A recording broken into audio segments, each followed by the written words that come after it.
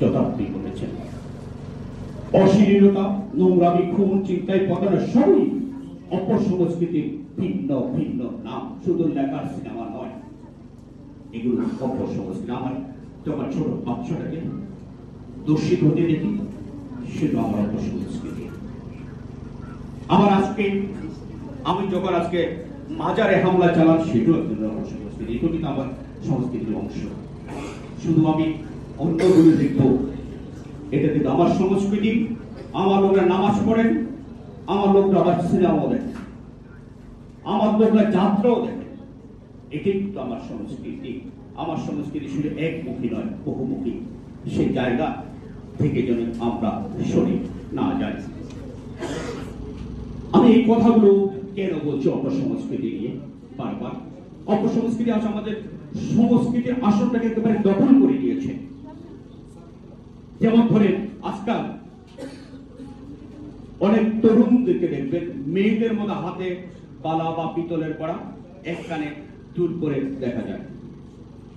আবার মেয়েদের অনেককে ছেলেদের মতো শার্ট, টাইস, জিন্স প্যান্ট, চুলে বয়কাট দিতে দেখা যায়।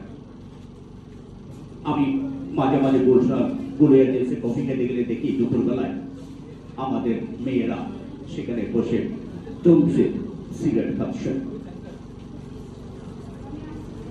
আবার আমাদের সন্তানদেরকে দেখি সিগা প্যান্ট পরেন, এটা নাকি ফ্যাশন, দাম দিয়ে।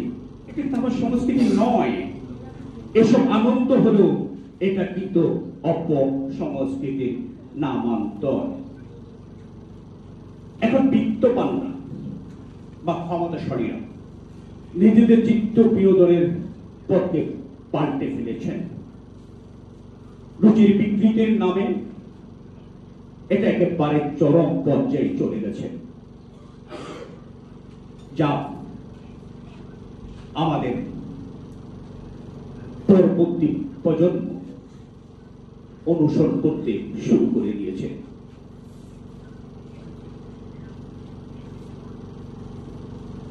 কষ্টের কথা, আমরা যে শিক্ষা গ্রহণ করি তা যদি দেশকে ভালোবাসতে না শেখায়, জীবনকে প্রেমময় না করে, মানুষের প্রতি দরদি না করে, তাহলে সেই শিক্ষা হলো অপশিক্ষা। আর অপশিক্ষার পথ ধরে অপসংস্কৃতি আমাদের সমাজে শিকড় গাড়ে। এই কথাটি আমাদের মনে রাখতে হবে। আমাদের সমাজের অভ্যন্তরে যে অপসংস্কৃতির হিংস্র ধাবা, যেটা দিন দিন বিস্তার করছে, এটা আমাদের থামাতে হবে।